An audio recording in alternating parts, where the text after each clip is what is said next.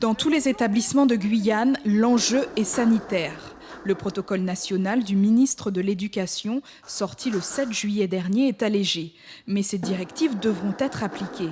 Dans les écoles primaires et maternelles, les enfants ne porteront pas les masques, seuls les enseignants, les agents d'entretien et le personnel des ATSEM. Pas de distanciation physique dans les classes.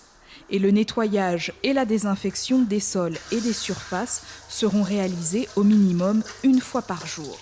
Nous avons multiplié les réunions de travail afin de répondre au mieux au protocole. Nos agents ont été formés aux pratiques de nettoyage, de désinfection et de lavage des mains. Pourquoi le lavage des mains? Parce que la distanciation sociale dans le nouveau protocole n'est plus respectée.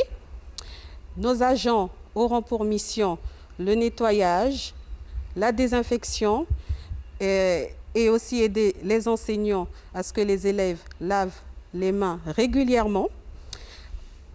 En respectant toutes ces mesures, la rentrée devrait bien se dérouler. L'heure est au nettoyage et tout doit être prêt. C'est une rentrée particulière qui se prépare pour les élèves et les enseignants, mais toujours dans le respect des gestes barrières.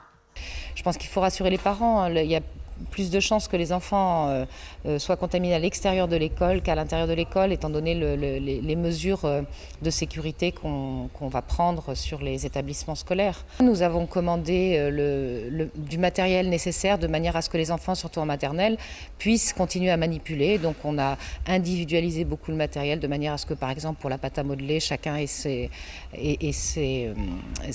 petite boîte de matériel de manière à ce qu'il y ait moins de risques de contamination.